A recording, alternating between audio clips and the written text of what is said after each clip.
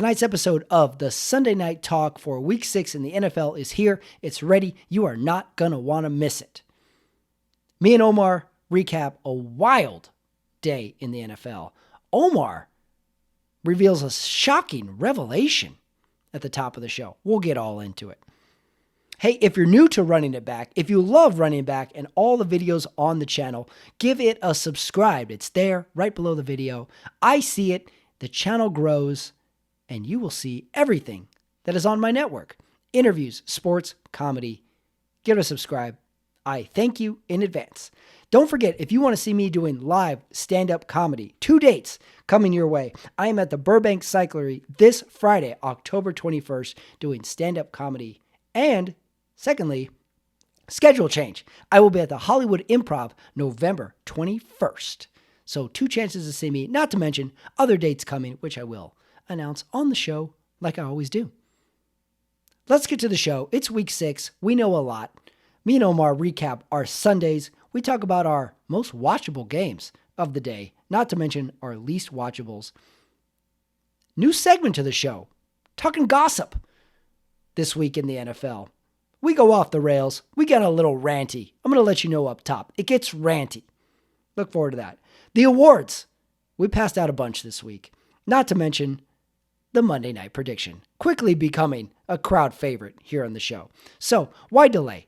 It's week 6. How do you feel about your team? Do we need to talk? Well, guess what? You're in luck, because that's what we do here. Myself and Omar Carmona on the Sunday Night Talk. Let's go.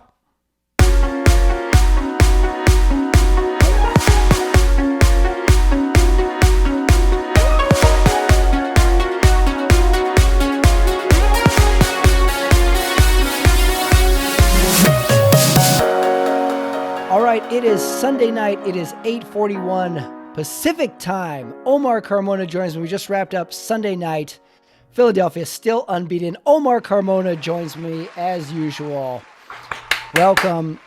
Quite the Sunday, and then not even quite the Sunday, like we'll get into it. Quite the week. A big week. For you and I both. Yeah. Well, I was in I was in Chicago. So, that was fun. I'd never been before. I understand you spent some time there. I did not go to the Bears game, though. And I'm kind of glad I didn't. Wait. What? I didn't go. I thought you were going for that game. No, we were going to visit, and the plan was to go, and we had, tickets and all, but at the end, no, we just were too tired, seeing museums and whatnot. So what? But I was glad I stayed home. That was a terrible game. It was one of the all-time bad games. I feel like Thursday night has turned into Thursday night punish you for watching football night. So hold on, let me recap here. I had this opening question all ready to go, and now I feel like I'm putting it to the back. So you go to Chicago with the intent of going to the game. You have tickets, and that Thursday you went to too many museums and you never went to the game. I don't get this. When was this decision made? The day of. The day of. Yeah. Okay. What? Because you went with your family. Was there some sort of some members of the family wanted to go, some didn't want to go? Everybody wanted to bail? I feel like you're leaving something out here. No, well, it was going to just be me and my son, Camilo, but at the end of the day, it just, Camilo was kind of tired.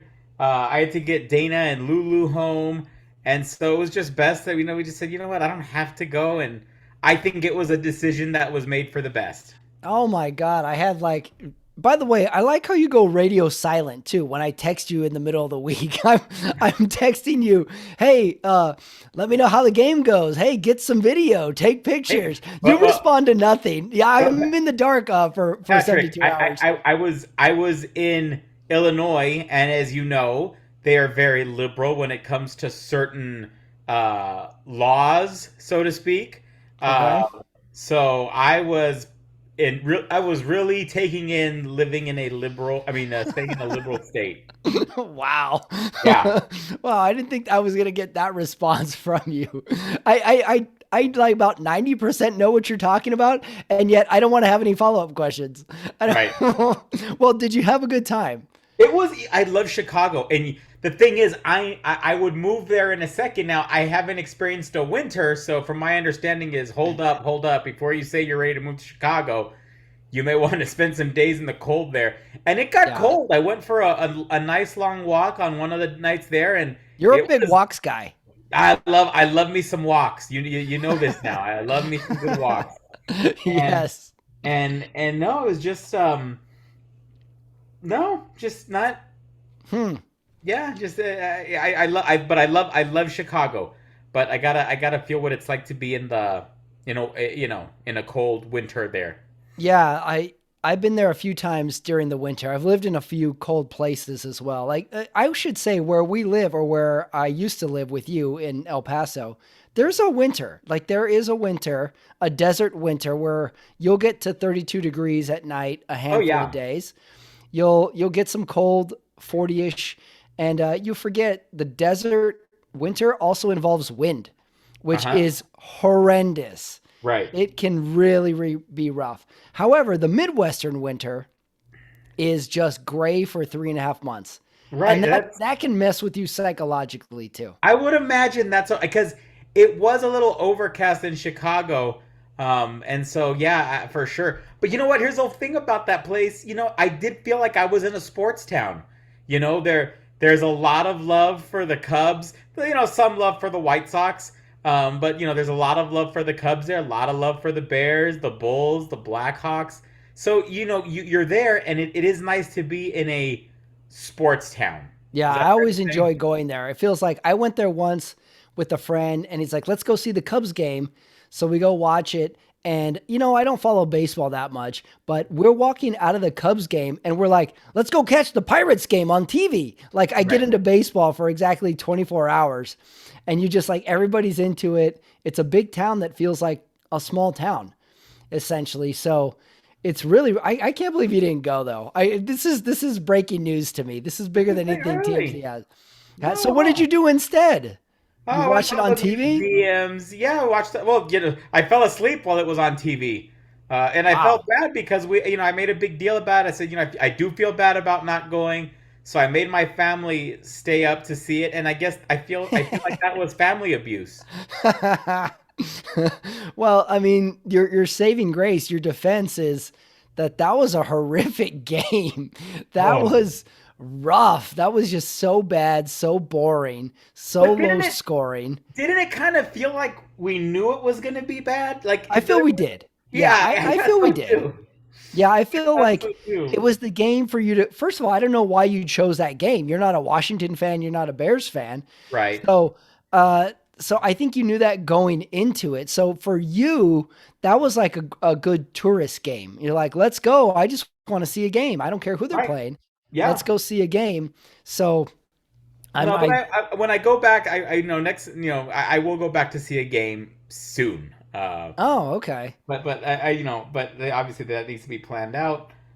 Um, but again, So watch out, liberal Chicago. Carmona's coming back and he will attempt to watch a game of yours. No guarantees. right.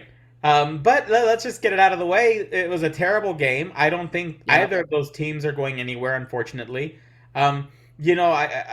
Interesting take. I listened to Ryan Fitzpatrick's take on Justin Fields. Are we really opening with the Bears Redskins? It seems kind of weird, right? We're opening with your odd not showing up to the game. Like, yeah, I didn't intend of speaking this much on the Bears Commodores game. I can't believe you didn't go. I can't understand this. You don't text me back during the week. I found out you don't go to the game. You're calling Chicago a liberal city. This is the headline story to me Yeah, for, okay. for the Sunday Night Talk is Carmona goes AWOL and does not show up to the game, which he has tickets to. Right. No, you're right. All right. Well, let's move on because I was going Yeah. to talk about I think Carson Wentz is undefeated on Thursday night, but consider the teams they put on Thursday night. So maybe it's not that great of a feat, but if you're Carson Wentz, you gotta put that on the resume. Yeah, absolutely. Good call there. Okay. Well, all right. Well, we're going to have a talk about this off the air. Okay. We just finished Dallas, Philadelphia. We had a pretty good slate of games today. So big one, Chiefs, Bills. Big one, Philadelphia, Cowboys. So let's right off the bat. What was the more impressive win today? Was beating the Chiefs more impressive than beating the Cowboys? Let me let Philly me winning. What do you think? let me say something about this Bills team. And I'm not gonna waver on them, and I'm gonna say that, Pat, even if they have like this like November 3 game losing streak where they go a little cold, okay? Mm-hmm. If that does happen, it's because it's some sort of lack of a better term. It's some sort of brain fart. Okay, Mm-hmm. this team with Josh Allen, and I've been big on Josh Allen since his rookie year. This team is the best team, hands down, in professional football. Okay. So yeah, so you go Bills, Philly, or Bills, Eagles. Bills number one, Eagles 1A. No, no, I don't. I'm not going to say that. Even though they're the undefeated team, and I am impressed with Philadelphia. I am impressed with Philadelphia. Don't let it sound like I'm minimizing what they're doing. I'm just saying that this Bills team is by far and away the best team in the league. Yeah, they Okay, showed it today. they showed it today. Showed it today. That's a tough place to play in Arrowhead. Ever since we were kids, we've always we've heard that that's a tough place to play. It seems like it's a true Mahomes is great. I don't think it's the same Chiefs team that they've had in previous years. Because I think once Mahomes loses Tyreek Hill, is it fair to say that he's not the same Mahomes? Or as dangerous as the Mahomes of yesteryear. But the bottom line is, I think if you even put the best Chiefs team against this Bills team, this particular Bills team, I think maybe the Bills are still better than when the Chiefs were at their prime, because it's just both sides. Those touchdown throws that Josh Allen had today. I mean, you used to play quarterback, and I thought that was impressive. Yeah, he was really the MVP of that game. He's hurdling guys. He's throwing bullets. He's getting tripped by the defense. So if we're talking Buffalo KC, I think if you're like, oh, we beat KC, big win, and then someone says, oh, we beat Dallas. Yeah, the KC win was the bigger one on the road. Yeah. Sneaky revenge game as well from I forgot all that happened in that conference championship game or divisional playoff last year within the last minute 12 of that game. So Right. you had that as well going into it. And it's not like the Chiefs played bad. They No. played really good, but the Bills were it was like 10-9 rounds every quarter. It's not like the Bills had to battle back or do anything to get back into this game. They were ready for the fight. They were up most of that game. I think the Chiefs scored first, but they were up most of that game. The Chiefs were fighting to get that field goal or that lead at the end. Really impressive by the Bills. Right. And I got a little worried, though, at the beginning when Buffalo went for it on 4th and goal. Yeah. With 4 minutes left in the half. I'm like, oh, great. Here's what we're going to complain about at the end of the game. We're like, yeah, if they just kicked a field goal instead of going for it. I didn't like the call. Whatever happened to taking points on the road. I'm with you. And then KC was blitzing a lot, it Yeah. seemed. And there was a couple times where Josh Allen didn't make the read. I think they blitzed him on that goal-to-go series like 3 times. Yeah. And they were getting to him every time. And then we saw a fun taunting penalty as well. Yeah. With the penalties, refs, like we missed tripping, arguably maybe the easiest call to make ever. We all know what tripping looks like. We know what the end result is. And yet we call a taunting penalty. So that was an interesting game. So if that last series with KC, when they get the ball, what did you think was going to happen? Did you think they were going to go down and win it? Well, I think I texted you. Usually that is a lot of time for Patrick Mahomes, right? I mean, that's been Plenty of time. In a way, that was kind of similar to, although it wasn't the shootout as last year's playoff game, but you leave Mahomes with time.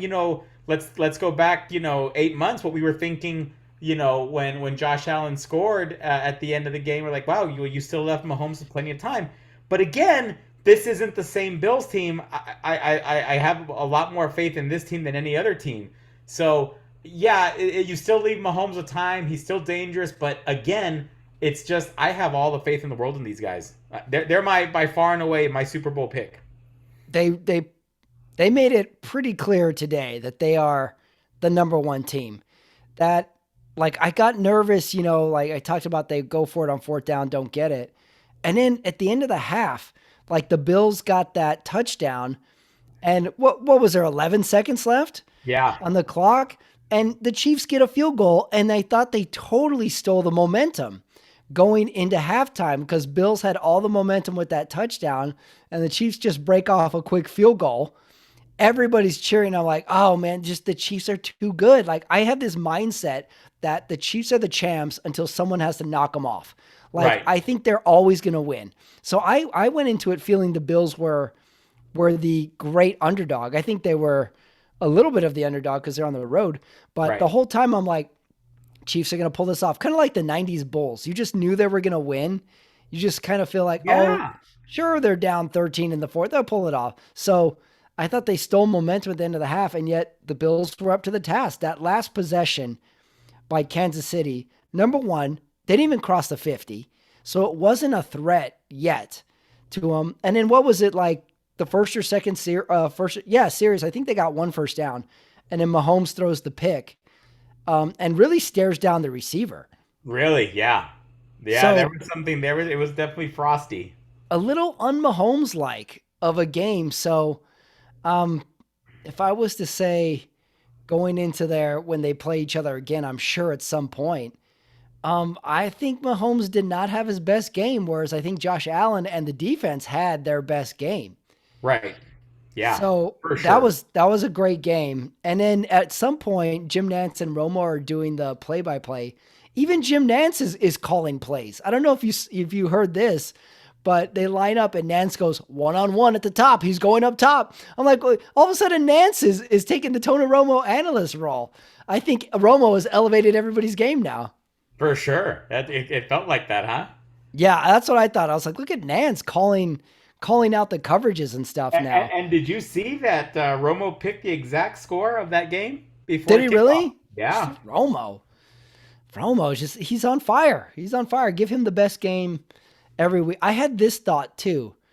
Like there's so many games going on, and like whatever Tony Romo gets the best game, Joe Buck, Aikman get Monday night. But what about this in some crazy universe? All the announcers call the same game, and then us, the viewer, we pick the box of the announcers we want to hear. Kind of Right. like Sunday Ticket, you put all four games on the screen and then you click the game you want to watch. What Uh-huh. about that? What about we do that? I And we, like that. yeah, like I don't know how it would work out logistically, but you click the box like, hey, I want to hear Mark Sanchez and his announcing partner call this game. Let's see what he's got. And you click it for a Let's while. let's see what he's got. Let's check it out. Other thoughts on Bills KC?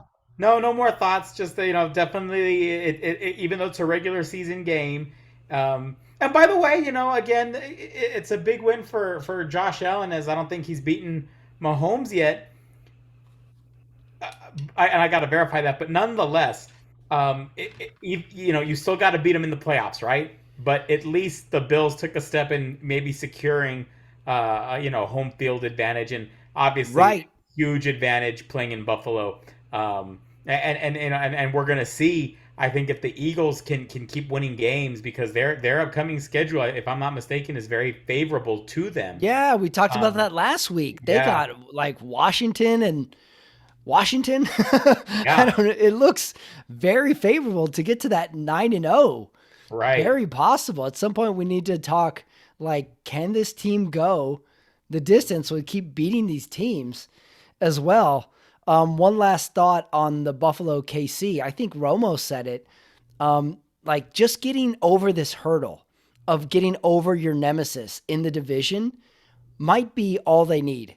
Kind of like remember when the Bulls had to get over the Pistons Right. and then they finally beat them and then it was just floodgates. They were just the best. Maybe this is maybe this is a turning of it, and then the Bills are just going to, I don't know, run through the rest of the regular season and have home field through the playoffs. Because It's they not were up to the task today. right. And then now we go to the Eagles, and again, you know, they're going to need those. They're going to need to create that space, and they're going to need to win these games. And the fact that they're winning division games at home, huge. Again, I'm not saying they, yes, they're 6-0. I mean that's nothing to scoff at. But I think we can say that they don't seem as complete as the Bills. Is that fair to say? Yeah, I would say on the defense they look complete. I don't know if this was a result of playing Cooper Rush, attorney at law. Right. By the way, I'm demoting him to what is it when you're like the helper attorney or like the junior like the attorney? paralegal. Oh Or yeah, he's Cooper associate? Rush paralegal today. Oh wow. Yeah, he was attorney at law last week. Now he's paralegal. I thought the defense was good. They picked him off 3 times, and every pass looked like it could have been picked off at some point. So I thought the defense was the biggest Well, MVP of that game. and so are you now ready? Or I mean, if Dak's healthy, is Dak coming back? Good question. Now I'm thinking like Dak needs to come back because Cooper Rush didn't look sharp today. No, His he didn't numbers look were sharp. pedestrian. He looked rattled in that first. And if they don't get that big return to get the field goal at the end of the half and they go in 20-0, it looks they battle back, but that little field goal they got, I thought helped them a bunch. So now I'm thinking like, okay, let's get Dak back. Why am I saying that? I have no idea. He looked terrible against Tampa Bay. So can we say that we put Dak in, that it's an improvement for the Cowboys next week? I think I you don't go with know. Dak Do if you? if he's healthy. Obviously you don't want to rush him back if he's not healthy. I think they're saying he's healthy for next week. It sounds like he's playing next week, and I think he should start next week. Yeah, I'm with you after this game was because Cooper Rush he looked like a backup quarterback. He did good. There were some good plays. His team was in it, but he looked like a backup. So this was a weird telling. Whereas last week we're like Cooper Rush looks awesome. He's a attorney at law. Now he's paralegal.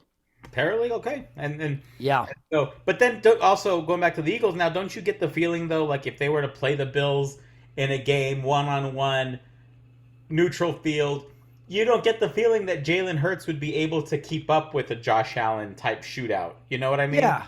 Yeah. Oh. Are you sold on Jalen Hurts? It seems like I'm not. I I'm don't not. want to I'm say we're not. being forced Jalen Hurts, but it seems like everybody wants this man to succeed. Yeah, I want him to succeed. Um, there's like I've always said, there's a few franchises that even though I'm not, you obviously know I'm a 49ers fan, but there are a few franchises that the NFL is just a lot more interesting when they're relevant, and I think the Eagles are one of those teams. When they're relevant, it's good for the league. Yeah. Well, I have some thoughts on that coming up. Before we get to the other games, week 6 in the NFL, I'm adding a new segment to our Sunday Night Talk. It's called Gossip Corner. I got 3 topics for the Gossip Corner. Number 1, coming off of Monday night and my deep depression of the Raiders losing to Kansas City, we got egregious penalties. Every week, it seems like we have more egregious penalties. We have roughing the QB like crazy. We have tripping. We have taunting. And then this week, it seems like we had the same thing. Yeah. we had more. You know what? It almost doesn't drive me crazy, the actual roughing the passer. I like when the passer, I think this happened in Seattle, Arizona.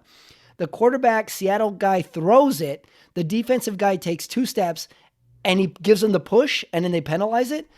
The defense cannot help themselves. They have to push them.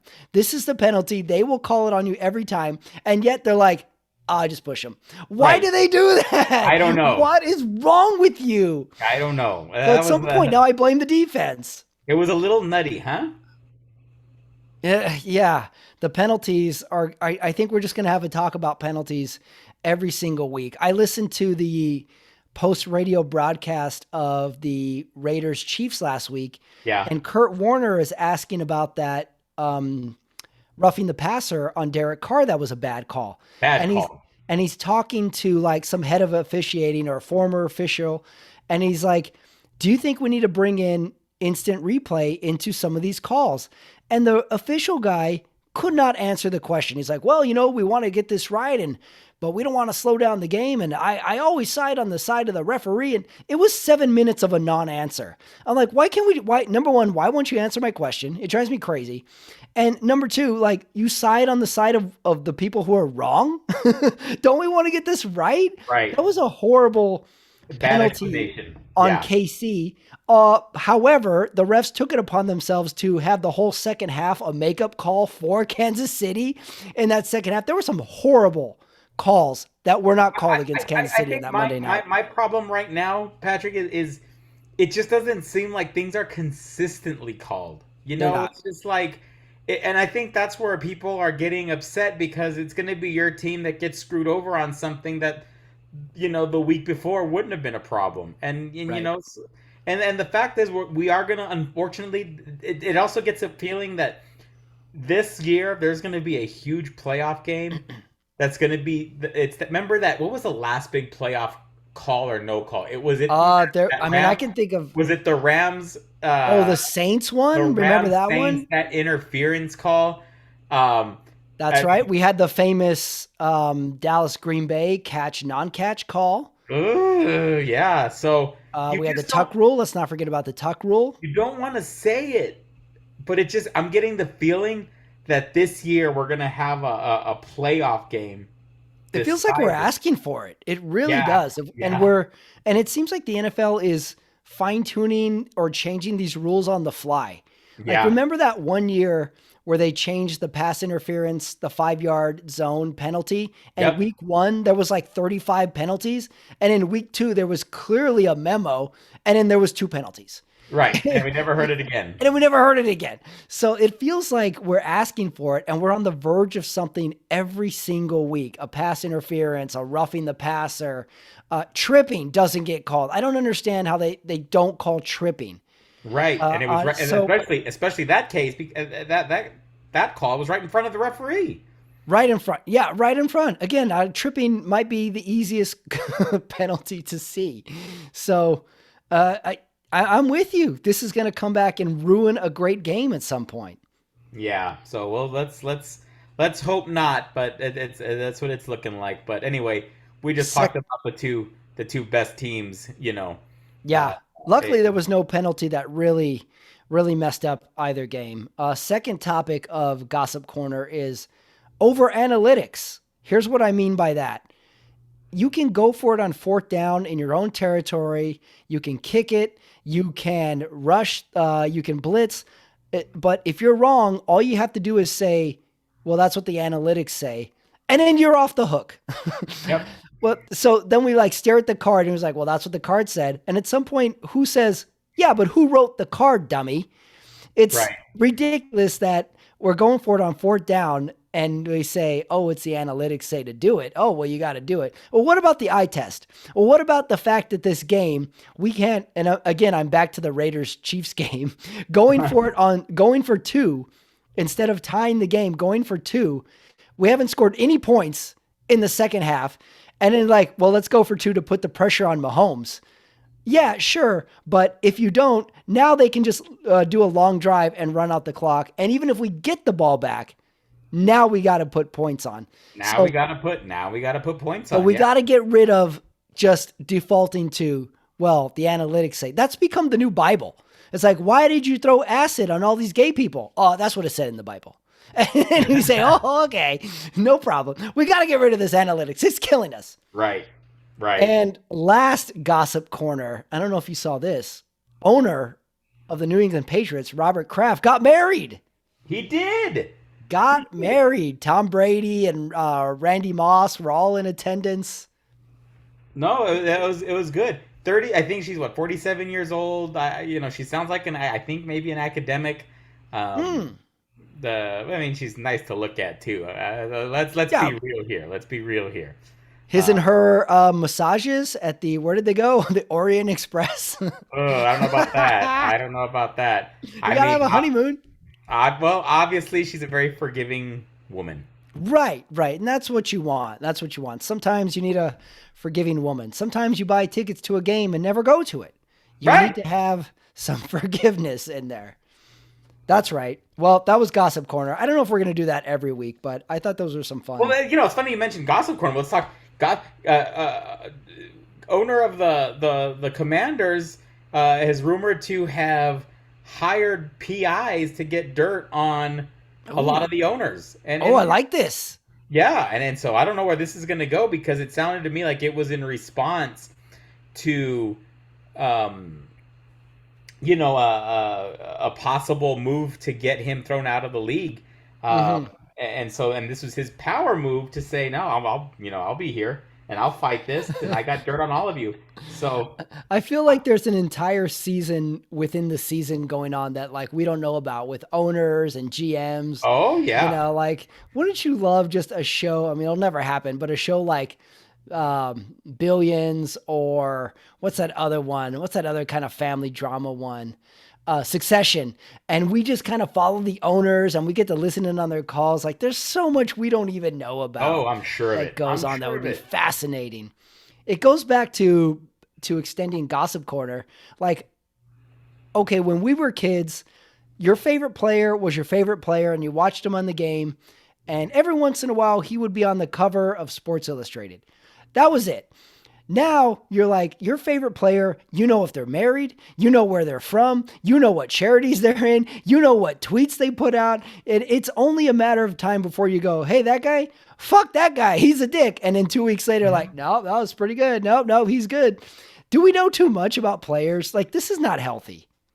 You're right. I think we know too much, but we love it. I saw someone quoted the stat today that the top 91 shows of the top 100 shows last year were NFL football games. 91% of the top 100 things to watch, 91 games, which means that there's a Wow. possibility that someone found a Commanders Bears game interesting enough to watch the whole game. Not you. You Not stayed me. home. I stayed home. You should have Um, scalped those tickets. it's one of those things that, we love it. We love it. We can't get enough Yeah. NFL. And it goes to the obvious logic that like the NFL is never going to stop wringing this cloth to get every drop of content out of it. It's like, well, we got the games, yeah, but what else can we do? Oh, we'll put them on Monday. We'll put them on Thursday. Jeff Bezos can put them on Amazon. Which, by the way, the Amazon site, you go to Amazon and you watch the game. You should be able to shop while you watch the game. Okay. Yeah. You click it. Yeah, you click like the little like search tab, and then the game goes away. You should be able to shop while you watch the game. It'd be cool. Put this in your ideas. That every time we see like something cool, like that the assistant coaches or the coaches are wearing, Mm. you can click on it, Oh, immediately put it in your shopping cart. How about that? oh, that's brilliant, Carmona. There you go. Brilliant. Oh, wait. I had another thought along the lines of that. Okay, my idea of every time a backup quarterback goes in, that the network needs to cut away to that game when a backup quarterback goes Okay. in, and then I added to that every time a non kicker has to do a kick, we need to every time there's an onside kick, we need to interrupt that feed and we need to watch the onside kick. Okay. So those are Okay. my breaking news. Yeah, we need backup QB goes to breaking news, onside kick, and when a non-kicker has to kick. Okay. Yeah. Yeah, that's right. All right, shall we go other games? In the most watchable category, I think there was Buffalo, Kansas City, Dallas, Philly. No arguments there. In the least watchable categories, I had your Washington Chicago Thursday game, goes without Okay. question, and Arizona Seattle was a pretty least watchable game. Right. It seems like Kyle Kingsbury gives up on the game plan in the second half and just and lets Kyler Murray kind of do whatever he wants in the second half. Things to look out for. I'm not entirely convinced that pretty boy Kingsbury has a very safe job right now. Yeah, I wrote that down. Well, not the job part. I wrote that his sunglasses are too cool for his record. Way too You cool. can't be looking cool on the sideline and you're 1-4 or maybe 2 whatever. I'm Looking with too you. cool on there. No, yeah, I'm with you. He goes in the hot seat this week. Yeah, he's hot seat. But other game we didn't watch, but look out that was actually a good game. Indianapolis Jacksonville. How about that game? That was Oh yeah, I actually was rooting for Jacksonville. I don't know why. I wrote in my notes, shades of old Matt Ryan, 389 yards, yeah. 3 TDs. Looked real, and that was a close game. Jacksonville had a small chance at the end. Oh yeah, I did watch that game, and there was a part where the announcer. This gave me the idea of wanting to click different announcers. At one point, the announcer throws in a Glengarry Glen Ross reference in the game, and it's like the Colts. They're just like Glengarry Glen Ross. They want closers. And I'm like, I bet 8% of the population got that reference. Right. So I did enjoy that game. Close game. Let's go New England, Cleveland. Oh, good Here's game. I mean, it's a dominant New England game with a backup again. In Zappy. Zappy. But also of note, something I appreciated watching. A flip back to what 1991. Bill Belichick's first head coaching win Oh, against the yeah. Patriots as a Cleveland Browns head coach. So it was kind of cool to watch that highlight. Although briefly, it was cool to see that. I wrote in my notes, all right, you know the term WTF. You can use it in a negative or a positive. I wrote Cleveland, WTF. And then I wrote New England, WTF. Like, Right. Cleveland, what the fuck are you doing? And New England, are you guys fucking good or not? I don't feel like I can trust New England, but they look pretty good today. Cleveland fumbles a punt to kind of throw the game away. It seems like it happens more often than it should. The Bears did it 2 weeks in a row a couple weeks ago. Just fumble the punt, lose the game. So do we need to consider New England as any form of threat? Miami is on the down slope. New England is on the up slope, but that's a tough division. Is there any reason to think New England is a threat? I don't know. It's a tough division. And Yeah. again, where do the Jets come from? That New York Jets team is going to have me swallowing, some very unfavorable words I had for them. Big win today in Mm, Green Bay. A win that the Jets over the last 20 years wouldn't have won. I think that's one of the biggest road wins they've had. But that's a tough division, and Miami's struggling because they haven't had a quarterback. They're down to their third string right. quarterback right now. But they got off to a good start. And I think once they get a healthy Tua back, I'm not going to discount them. So that's a tough, really tough division, and obviously New England doesn't have the same kind of dominance they've had, in the last 23 plus seasons, whatever. But I don't think they're a playoff team per se, but I still like where they're going as an organization behind Mac Jones.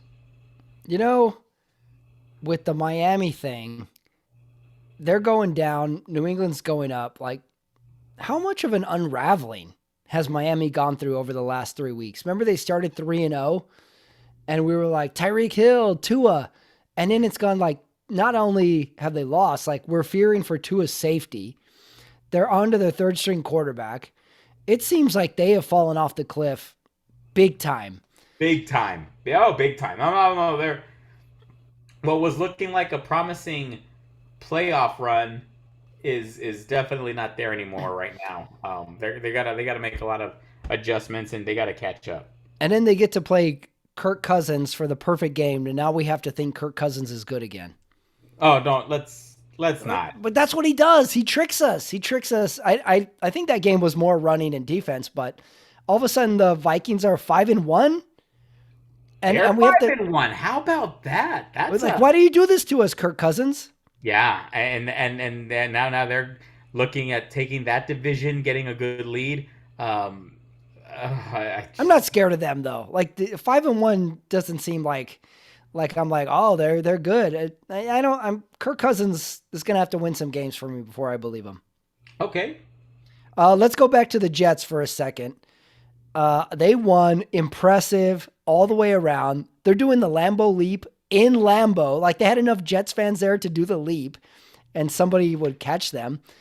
All this being said, I'm not giving up on Green Bay. Green Bay to me is the predator. I'm not going to believe they're dead until you chop off their head, burn their ashes, and bury their ashes. I just don't want to give up on them. They're going to ruin someone's season somehow. I'm Yeah, convinced. but on the other side of the football, I think the Jets are going to ruin someone's season. I've always thought that Coach Saleh was one of the better coordinators, and right now the 49ers defensive coordinators, even though Shanahan's an offensive coach. Wow, Saleh, is doing great things in New York, and then D'Amico Ryan's the defensive coordinator they have now. He's rumored that he's going to be in line for a head coaching gig, and he's only been a defensive coordinator for 2 years. Mm-hmm. So I do like the coordinator hire as opposed to the college hire. Do you? Not a fan of the college hire. Not a fan at all. Yeah. What was the last college hire that worked? I'm trying to think. Pete Carroll? Pete Carroll. That's probably. Chip Kelly did not work. Nick Harbaugh. Saban did not work. It's not like Urban Harbaugh, Meyer quit in it's October. not like Harbaugh wasn't successful. I mean, obviously he didn't Right, win, Harbaugh, that's one. Yeah. he didn't win the title, but he had a few decent years. I really appreciate what Coach Saleh's doing. And I think that's a Jets team that plays with a lot of energy. Look out for the Jets. Break them up. Break them up. You know who's almost won the most with this Jets thing is Joe Flacco. He gets in there for week 1 or 2, gets the win, gets to sit on the bench the rest of the year, just looking good on the side, doesn't have to perform. Hey, collect a fat paycheck, man. Yeah, definitely. That was the Jets. I'm still not giving up on Green Bay, even though they look they look horrible. They are horrible. They really do. They look horrible. They are horrible. Terrible. Cincinnati, New Orleans. I didn't know what to think of this. There was another bad roughing the passer penalty in this one. I don't blame the ref. I blame the defense on this one. Okay. Andy Dalton is now quarterbacking the Saints. Against the Bengals. Against the Bengals, going against his old team. Yeah. Couldn't get it done. He had like the last drive, like he gets sacked twice just from holding the ball too long. I don't know why they hold the ball long. Like you can throw it away. So my question is like, when's Winston coming back? And can we just use Taysom Hill all the time? Right. Yeah. It's a fun team. Yeah, for sure. They're not a bad team. They were also missing Olave, their receiver today. But hey, that was another a surprisingly good game, right? Yeah, like all the early games were pretty good. I could have put them all in the watchable, actually. But hey, it was also nice to see. Did you see Joe Burrow's flex? He showed up to the game wearing Jamar Chase's college jersey. Oh yeah, I did see that. He won during the they won the national title together. I thought that was pretty neat. He just seems like he's just every week there's more reasons to root for Joe Burrow. Yeah, I agree. Like because the Bengals have written all over them the one season and done team, and yet now we're into week 6, and I'm like, I think they're going to make a run. I think they're going to be in the playoffs. They could. That's what I'm thinking. They're feisty. They're well coached. They're getting better all the time. They're young. So I was kind of thinking like, oh, this might be they might like fall off the edge. No, they look good. They got out some wins. Did you watch, like, speaking of college ball, I don't watch a lot of college ball, but I did watch some Tennessee, Alabama, that SEC game where the fans run on the field and essentially rip off the goalposts. Well, that was a good game to watch. It was a good That game. was great. And again, yeah, like you said, it seems like, I don't know about you, but I kind of remember you as well. It seemed like when we were younger, college football was just a little more important than it is today. Maybe that we got to do a show just on that topic, but nonetheless, I'm not into it as I was when I was a kid. I used to love college football, but hey, it is kind of cool to see Tennessee, pull off a big win. I used to like root for Tennessee when, Peyton Manning, T. Martin, they were all there. And, but that was a cool thing to watch. taking the goalpost down. That was really neat. Yeah, it was cool. Like you said, it was like, oh, this is what is great about college football. The students are like high-fiving the players. The diehard Tennessee fans are smoking the cigars. That was the greatest thing about college football. Someone put up a graphic that if the season goes some way, the top 4 teams are going to be Alabama, Ole Miss, Tennessee, and Georgia, or something, like all SEC teams. Yeah. So that's the coolest thing about it. And I'm with you that college football is no longer the feeding ground to the NFL. I mean, it is, but with the fact that players can earn a living now in college, Right. the fact that players stay 2 years a lot of times in college, the fact that players transfer all the time, we don't get to like invest in the player at the school anymore. So it makes it a little more fleeting. And it is that way in the NFL too, because a lot of players get traded year after year. It's not uncommon. It used to be a player gets drafted by a team, and then that team, that city is like, this is our guy. We've adopted a new son. He's going to be with us his whole career. And now that is in no way a guarantee. Right. In no way a guarantee. But again, it's just I don't think winning the Fiesta Bowl is going to mean what it used to. It doesn't right now. Unfortunately, winning the Rose Bowl doesn't really mean what it used to. So, and if I know as I'm putting my attorney hat on, if I was a lawyer for a lot of these kids, I'd be telling them, you're not playing against San Jose State today. Okay. I can't blame the kids who sit out the bowl game. Yeah. There's just too much money on, you throw so much money at these kids. Well, at some point they have to make business decisions, because at the end of the day, here I go off on a rant. They're going to end up broke, and you're going to be talking bad about him, like, oh, what could have been, and now he's got to drive a truck. Oh, sorry, I had some rant music for you. Okay, I was like, I didn't know what was going on. But yeah, and I just think that college has become such a laughable thing, and I don't think the pros, they put too much weight in it as well. Well, also like along those, good rant, by the way.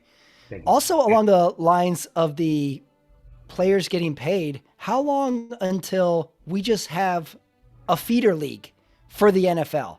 Like, why do you need to go to college? Let's make our own league. Let's make a minor league team. And then all you players can get paid. You can learn the NFL system. And then it's going to turn into like a farm team like baseball has. Because with college, we're still rooting for the institution. We're rooting for Tennessee. We're rooting for Alabama, depending on who comes in. Like, no, that's what we root for. We root for this institution, or that's my school. I went to that school. Yeah. So that's why I root for it. So it is changed. And once the players realize, like, well, you got this other league. My goal is to go to the NFL. My goal isn't to get an economics degree.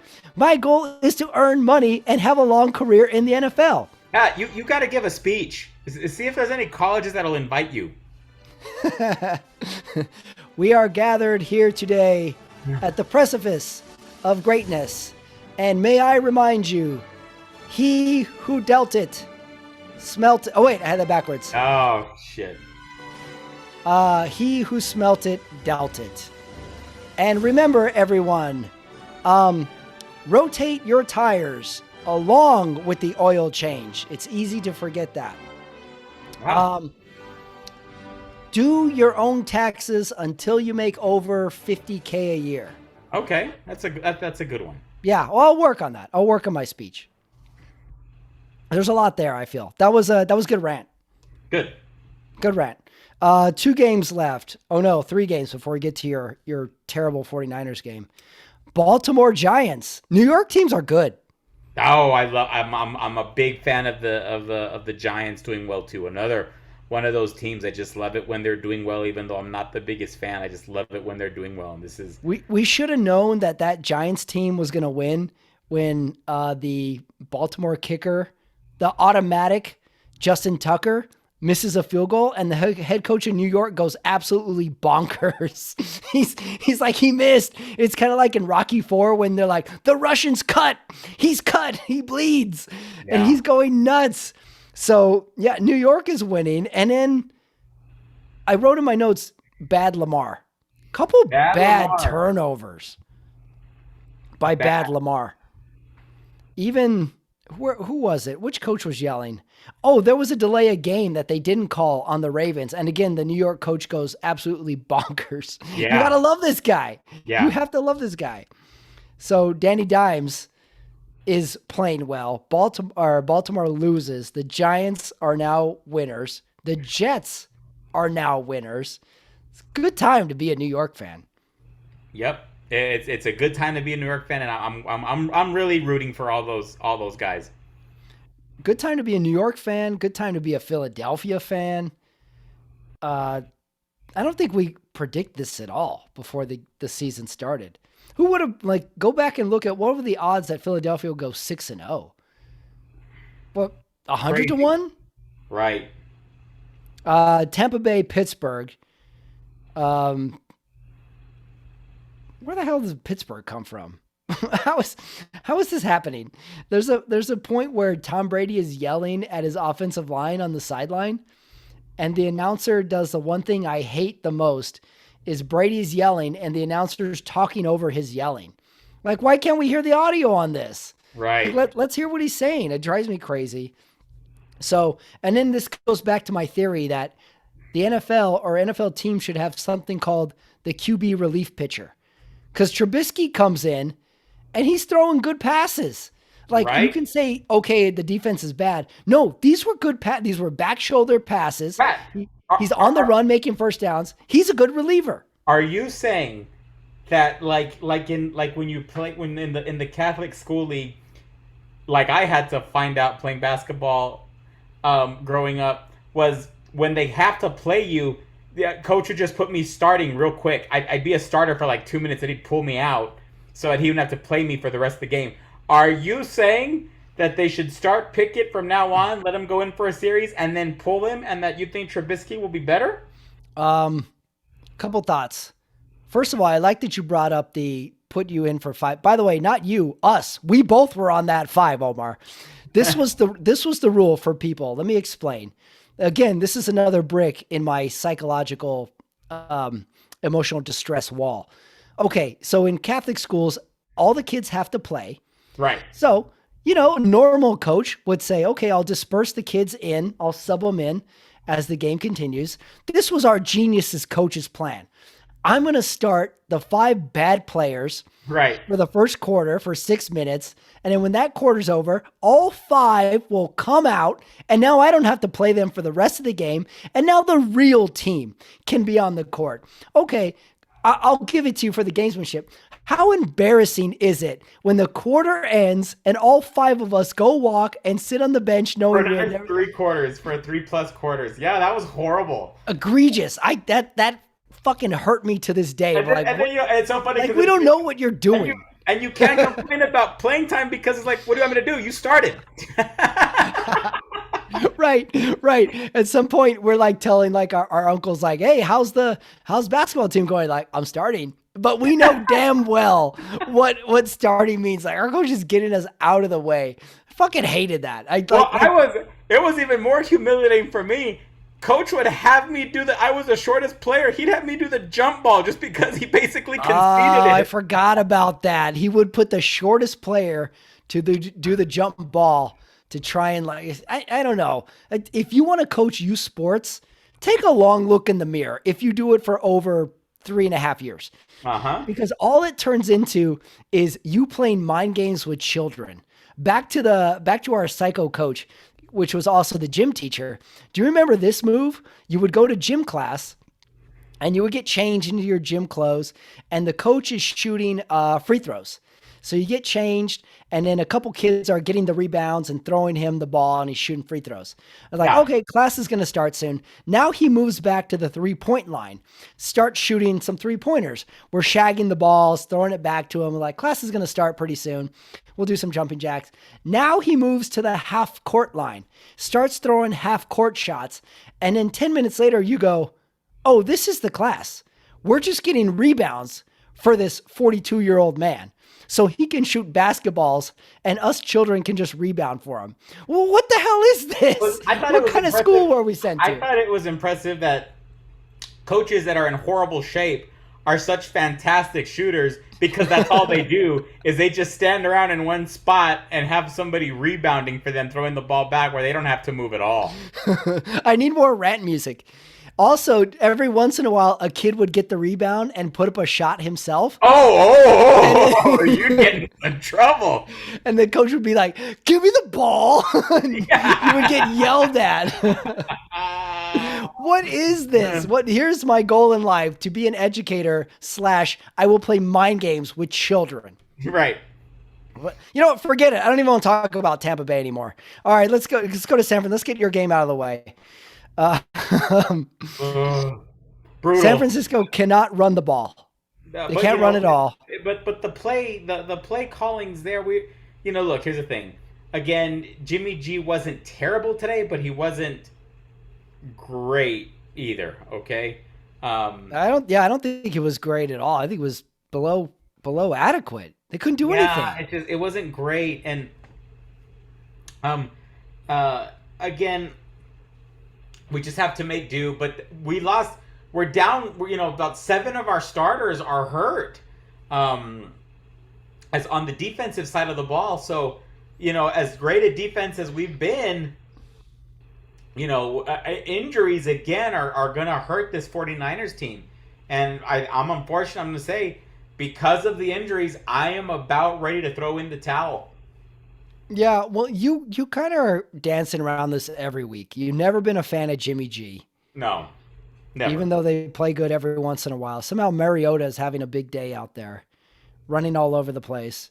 That was they never showed up to Atlanta. They look bad. Right. They look bad. I don't know what's going on. San Francisco. So they lose 28-14. I don't think they were ever really in that game at all. Well, that was the other games, which I think we could have spent another 12 minutes on our distressing middle school sports experience as well. But We'll cut it off there. There's a lot of season left. Yeah, for sure. So, well, every week we play a game. Last week it was Ask Mom. Mm-hmm. This week we're playing a new game called Tweet Heard Round the World. Ooh. I'm going to read you a tweet from somebody in football, sports, broadcasting, maybe middle school coaching. I don't know. And you're going to try and guess whose tweet this is. Okay. So let's give it a go. Let's try our first one here. Let's do it. Let me read it to you. Okay, here we go. Tweet number 1. I've had a love affair with Montecito since I first laid eyes on it in 1996. There's so much to love about this laid-back coastal community. But the medians along Coast Village Road aren't one of them.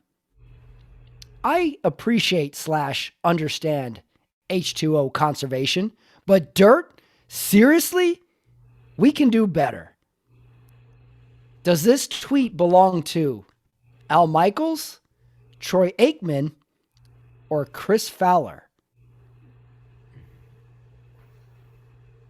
Al Michaels. Final answer. You're going Al Michaels, huh? How confident are you? I'm pretty confident. Okay. You're going Al Michaels.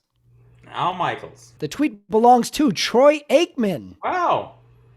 Yes. Look at that. I didn't think Troy would be really caring much about the medians. Well, I'm very surprised too. Look at this. He put a picture up and everything. Oh, I appreciate the call to action then. I really do. I'm going to go out and say that Troy Aikman is now, I put him up a little higher in the book now. Oh, really? This earns points with you and Troy Aikman. Big points. Wow. You know why you say that? Because you're a homeowner. You know the values of properties, medians. I just think I'm glad that he's using his voice to call attention to it. Okay. All right. Well, that was tweet number 1. I think you've got the hang of the game now. All right. Let's do this. I like this. Okay. Here we go. Next tweet. Poor Al Michaels, the Jay Leno of sports TV. Is this Kirk Herbstreit, Lee Corso, or Petros Papadakis? I don't even know who C is. Who? You don't know who what? Oh, C? Yeah. Petros Papadakis, sports announcer, college. Former. Did you ever watch Pros versus Joes? Remember that show? Yeah. He was the host of it. Okay, cool. Cool, cool, cool. I'm gonna go with B, and I'm gonna say that because only Corso is senior enough to kind of talk some shit about Al Michaels. The tweet belongs to Wow. Petros Papadakis. Look at this, throwing some shade. Poor Al Michaels, the Jay Leno Sports I TV. don't like that. I don't like that by this guy. I don't know who this guy is. He doesn't talk about Al Michaels. Al Michaels is a national treasure. It's a little bit of like, hey, you want to take a shot at the king? You best not miss. Like, who are you to throw stones at the king, Al Michaels? And also, like, if I'm Jay Leno, I'm like, hey, what did I do? Why you got to throw me in this? Here I am providing free entertainment for generations, and yet somehow I'm lampooned. Get out of here, Petros Papadakis. Yep. All right, last tweet. You know what occurs to me? If you give him a senator sash to wear and fly him to D.C. occasionally, Herschel Walker will believe he was elected. Is this Dan Patrick, Keith Olbermann, or Craig Kilborn? Ooh, Patrick, that's a big one. Tough week for Herschel Walker. Did you see the whole fake badge thing? He looked ridiculous. I just saw like a little still of it. What did he do? He had a badge. He took out a prop and he got really. They really ripped him a new one. But but I mean the fact that he made up being a cop, it just says enough about the guy. I'm gonna say carrying a badge is a definite like red flag. Whenever someone has a badge, you know something's up. I'm gonna say it was Kilborn. Craig Kilborn is your answer. Okay, here we go. The tweet belongs to Keith Olbermann. Yeah, wow. He's feisty on Twitter. That Keith Olbermann. And it was between I mean, I could have been either or for me. I just picked wrong, but yeah, I both Olbermann and Kilborn. They're opinionated guys and they're very bright guys. I've always appreciated that. Olbermann has gone off the deep edge though. He has changed in the last 10 years. He is ultra what side is it? Left. He is ultra left and he does the tweets and he gets remember when he got angry about the vaccine? He wasn't like advocating information. He was angry. It was more anger than anything else. And Kilborn does these like funny Ashante Instagram posts. He's still very, I would say, humorous. Keith Olbermann is mad. Yeah. So that was tweet heard round the world. Omar, good job. Well, I didn't get a single one right. Oh yeah, sorry. You did terrible. You know what? Go back to middle school and start 5 minutes and then pull us out. So embarrassing, especially for the parents have to watch us. Sorry excuses like, there goes all of our sons out of the game. And you think they even probably said to those, and these dumbasses are going to come and tell us that they were starting. Right. I mean, I said it for sure. I said it. I was like, yeah, I start, you know, and then we go in, we put our team down by 8 to 12 points. And then the real team comes in to actually play basketball. We're not on the team. You know what? These are all good notes for a therapist one day. Good. All right. That brings us to the awards for week 6 in the league. I did a little thinking on this one. However, I think I have some good ones here. So award number 1, the Overbearing Parent Award. I'll get us started. Nominees are defensive coordinator Dan Quinn of the Cowboys. I don't know if you noticed this. He never sits. He stands all the time in the coach's box. And if I'm the parent, at some point, I think I would tell my child, hey, calm down, sit down, sit in your chair. No standing up. We're at the dinner table. Sit down. That's nominee number 1. And nominee number 2 goes to me. I think I watch way too much television this weekend. I'm running around. Before we hit the record, I ran from a comedy show. I had a comedy set. I'm Oh going yeah. there. I'm listening to the game on the radio. I'm checking the app. They call my name. I was like, oh shit, do I have anything to say? So then I rush back. I turn on the TV. Remember that point where a parent would get mad at you and they would just go like, that's it, no more TV, and they would shut off the TV on you. Yeah. I think I'm doing that to myself this week. No more I, TV for me. okay. Uh, but yeah, I don't blame you there. Let's find some other stuff to do. But as Right, far exactly. Like, go outside, get out of here. No more TV for you, Pat. but how about overbearing parent of the week? Tom Brady. Did you see him really ream into his guys on the sideline? And Oh, I liked it. I wanted to yeah, hear what he said. They talked over it. I don't think we'll be allowed to hear what he said. Um, but Thought this was America. when the goat says, you guys are performing, you're not performing, You and know what? You are a very secretive Tom Brady fan. I don't think you realize how much you like Tom Brady. Like, week Pat, after week, you give him some good props. can I admit something? Oh, yes, please. Do you want me to get the music ready? Oh, I don't know. This is this All right, no doesn't music, deserve, no music. this doesn't deserve music. I mean, it's embarrassing. Because I don't know if you've noticed, last time I saw it, I'm growing my hair out. Obviously, I googled Tom Brady long hair today. Oh, I've done that. Yeah. Well, he changes his hair every year. Right, but I went back to the 2011 season with the long hair, and Oh, that one? Well, you're lucky. You are a grown man and you have a full head of hair still. So I say you need to do the most with it you can. yeah, yeah. So Will you go Tom Brady? Maybe what was it? His second to last year at the Patriots when he dyed it black. Would you ever dye your hair jet black like he did? I haven't thought about that too. No, I'm not there yet. You're not a hair dye man. No, but who knows? I Not ruling it out. Okay. So right. what's the plan with the hair? You're just gonna keep it growing? Yeah, You're not gonna be one of these lawyers that has a ponytail, are you? I could do it, but I'm not going to. Oh, okay. Oh my God. You have a ponytail. We're going to have a talk. I feel that is a line crossed when a man has a ponytail, don't you? For sure. All right. You don't seem convinced. I think you're going to have a ponytail.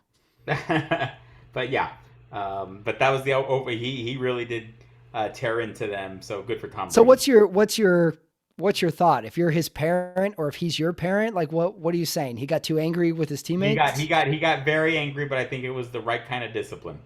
So you're driving home with Tom Brady in the car and you go, "Son, it's not what No, I would have no, done. I'm not. The I correct will never. decision." I will probably never want to be in the same car as Tom Brady after a loss, But I'm ever. saying hypothetically, like you're his dad. Like what's the overbearing parent advice you're going to give him? Tom, keep up the good work. You. This is gonna be not so much. It's gonna be the praise, the parental praise I want to give Tom Brady. You've done everything right. You're Mr. Perfect. Screw them. They need you a lot more than you need them. How about that? Mm. That I could have easily went back to the music for that. Hot take award. I have one and only one. My hot take is the Los Angeles Chargers will move back to San Diego at some point. Wow. Hot take. Nobody knows they're here. It's going to be like when the Raiders went from Oakland to LA back to Oakland. Could be in Yeah. 10 years, but San Diego needs a team. And if they were like, we need a team no matter what, why not just get the Chargers back? Get them back. Interesting. Hot take. That's a pretty good hot take. They're going back to San Diego. San Diego's beautiful. Why'd you leave? Yeah. Good call. Yeah. Go ahead. Give me a hot take. Hot take: 49ers will not be in the playoffs this year. Oh, well, that's a lukewarm take. I believe you. I'm 100% in agreement with that. Will not be in the play. Who's in their division? Niners, Rams. Seahawks, It's Rams. and then we beat the Rams. So I'm not expecting much from that division this year. Who's the You know, fourth team? the Seahawks, Cardinals, Rams. Cardinal. Oh shoot. Okay, maybe that is a hot take. That's a weak division. Somebody's got to get in, right? Right. All right, let's go to the Cringe-Worthy Award of the Week. Okay, this isn't my nominee, but I think this is worth saying. This is an honorable mention. Cringe-Worthy Award of the Week, Carolina Panthers. They fire their coach. They got an interim coach there. The receiver goes off on the coach middle of the game. He sends him to the locker room. Baker Mayfield is nowhere to be seen. Rough week for Carolina. Again, that's not my nominee, but I think that should be noted. So, Cringeworthy nominees are Matthew Stafford's Little Caesars commercial and Carolina receiver Robbie Anderson's hair. As soon as he took off that hair, it looked absolutely nuts. Cringe-worthy. It's because I'm going to go with you on Robbie Anderson, because you know what? You hated to see it. The way that Antonio Brown ended his, career potentially last year, the way he ran off. I hate to say it, but it's a bad look. And now I think Robbie Anderson clearly did not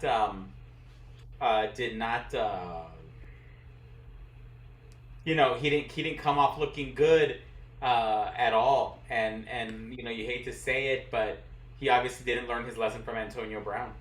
Yeah, and you know what? Back to the part of the NFL I hate because we're such ravenous dogs. They show someone does a still of Robbie Anderson walking off the field, and then someone writes in the bottom, well, could the Rams pick up Robbie Anderson and fill in their wide receiver slot? I'm like, this guy's a pariah. Why do we instantly go to that? They're like, okay, he wants out of Carolina. Like, now what can we get him for our team? Drives me nuts. It's too much. So Robbie, let's give it to Robbie Anderson, Cringeworthy Award, unless you have another. That was bad. That's the deserving one. It looked bad. All right, that brings us to Would You Rather. This is a three-parter this week of Would You Rather. Omar Carmona, would you rather have Matt Ryan or Carson Wentz tutor your child? Carson Wentz, or give me the other one. Matt Ryan. Either one has to tutor your child in geography. I like Matt Ryan. He's a Boston College guy. I think he looks like a teacher too. Yeah, I'm gonna go with Matt Ryan. I think he pull off the sweater vest really nice. Would you rather have Lamar Jackson or Joe Burrow do your taxes?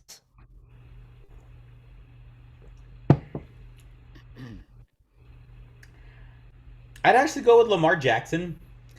I think I could see Joe Burrow as getting a little cute and trying to take some chances we probably shouldn't take with the IRS. Oh, with deductions? Yeah. I don't know if I'd want another set of eyes there. I could see him just saying, why do you think that? I could just see him saying, sign it. Just sign the damn return. Sign it. It's good. It all checks out. You're fine. Oh. Yeah. Oh, interesting. Aaron Rodgers or Baker Mayfield, which one would you rather pick you up from the airport? Baker Mayfield. Baker Mayfield. Yeah, I got some questions I'd want to ask him. Aaron Rodgers, I would not want to be seated next to. Aaron Rodgers is probably one of the few athletes. I'll go with this. One of the few quarterbacks that even if I were to see him and I was holding a Sharpie, I don't know if I'd ask him to sign something for me. Really? Really? I almost pressed the music. I wanted to so bad on that one, but I let you go on that. So you don't want an autograph from Aaron Rodgers. Say no dice on that. Your hatred for Aaron Rodgers is still, I don't feel like we've cracked the surface on the why. I feel like we need a couch. I feel like you need to lay down, and we need to start from childhood. I feel like there's something there, don't you? There's something psychological going on with you and anti-Rodgers. Maybe something there. Okay. Yes, I see. All right. Well, that's something to start on. Also, with pick you up from the airport, that takes a lot of planning. Yeah. Baker Mayfield has to know your flight, has to know the route, has to know the pickup spot. And I think he would do a better job than Aaron. I'm not saying he'd be on time, but I think he'd do a better job than Aaron Rodgers. And Baker. Yeah, go I ahead. think that's fair to say because I think Baker needs the job. Right. Right. Got Just to give him keep him something to busy. do. Got to keep him busy. Yes, he's in a walking boot. Which, by the way, I would argue all boots are walking boots. Very good. Thank you. And last one. You are dying of hypothermia. What jersey would you rather put on? Cowboys jersey or an Eagles jersey? Eagles jersey. Hate the Cowboys. Oh, Eagles. Any particular one? No, no. Eagles. I'd go vintage. I do a vintage Reggie White. Oh, good one. Good one. All right. Yeah, now you didn't die of hypothermia. There you go. And finally, who won the week? Nominees are New York teams, Giants, Jets. The Yankees are in the playoffs. The Knicks haven't started playing yet, so they're not bad yet. Buffalo's coaching. I think it's easy to go Josh Allen, but let's give the Buffalo defense some credit. So Buffalo coaching won the week. Philadelphia is another nominee for who won the week. And finally, who won the week? Still not the refs. They did not win the week, but I think it should be noted. I like what you said earlier. In my opinion, the teams that play in MetLife Giant Stadium, those are the two teams that have won the week. Very impressive coaching. New York, you're going New York teams, huh? Yep, I really am. New York. I think they really did. I mean, I know Philadelphia came out looking great tonight, but I think it was New York teams won the week. Okay. The coach is fun. The Yankees are in the playoffs. Giants. When's the last time Giants and Jets were both winning? Right. Crazy. Okay. We skipped one. The Ethan Hunt You've Never Seen Me Upset Award for which Tom Cruise movie most reminds you of this week in the NFL? I have two. I'm very hesitant to use this one this week, but I'm going to anyway. Okay. We built up all the early games were good. The afternoon games, Bills Chiefs, was a 10 out of 10. And then we had all the anticipation of the Eagles Cowboys game. Not that great a game, still enjoyable, a lot to talk about. So this week, my Tom Cruise movie is A Few Good Men. We had great dramatic set pieces in the middle of the movie. We had characters to root for. And then we had the big courtroom scene, Jack versus Lieutenant Daniel Caffey. And that I'm giving to the Buffalo, Kansas City. Was Cool. my. I like that. I like that. I'm gonna go back 19. You cut these guys loose. I'm gonna go 1983. All the right moves. Where Tom Cruise played Stefan Georgievic, and at the end it was Steph had to overcome a lot. He was a poor kid growing up. Well, blue collar. His family was, but they were steel workers. Ampipe, I think, was the name of the Ampipe. You're right. town. That was a great movie, a very underrated movie in my opinion. But he had to overcome a lot, and that was kind of similar to what Josh Allen had to overcome. Before he, this is his time. This is his era right now in the NFL, and so all the right moves. Stefan Georgievic equals Josh Allen. He didn't quit on this team. You quit on this team. There you go. I like it. Craig T. Nelson kicked his ass out of the team bus. Well, didn't let him on the bus. Didn't let him on the bus. You're right. Yeah, he's like, bus is for players. This bus is for players. Yeah. I'm with you. I love that movie. That movie was tough because I really thought that after a hard day of high school, you could have a beer. Like Tom Cruise did after the game. He was in the back of the pickup truck. And he was just, having beers, and I thought that's what high school was gonna be like. Just everyone just drinking beers, and we drank and whatnot. But I just thought they would have treated us more like adults, like they did in All the Right Moves. Instead of having us play 5 minutes and then straight to the bench. Right. I would have rather him not let me on the bus. How about that? Yes, absolutely. I love All the Right Moves too. It's one of those movies that's it's a football movie, but it's not really about football. No, like the big game. It's getting out of town. It's high school issues. Right. Yeah, it's about, wanting to leave, wanting something better for yourself. That was a big theme in the 80s. Go to the big city. leave your town, make something of yourself. Because the big football game happens, and then there's still half the movie to go. Right. Yeah. Also, when you think about it, yeah, he doesn't play football for a lot of the movie. yeah, it's true. Also, one of the like rare instances where the lead character isn't the quarterback. You know, he's the cornerback, and he's like a lockdown corner. And I like how the quarterback's name is Rifleman. That's a good nickname for a quarterback. Great name. Rifleman. Yeah. They're doing that speech like when they are about to take the field for the big game. And he's like, they don't know how hard Georgievich can hit, don't you? And he's like, no, they don't, sir. and he's like, they don't know the magic in Rifleman's arm. No, they don't. And you're just like, fuck yeah, let's go. Let's go out there. I want to play football right now. It is a great pre-game speech. And then, of course, I mean, what's so great about the movie is they lose. And then you just see the massive come down after the game. Makes me want to watch that movie right now. I think I'm going to try to find it tonight. It's on somewhere. I think it's on Peacock. It's on one of the streamers. Because I've almost watched it a bunch of times. All right, good spirited round of the awards this week. However, there was one more game tomorrow night. Denver at the LA Chargers Monday night, Omar Carmona. This is, I don't know what, the 17th game Denver has had on the national stage. It seems like I've seen a little too much of them lately. I agree.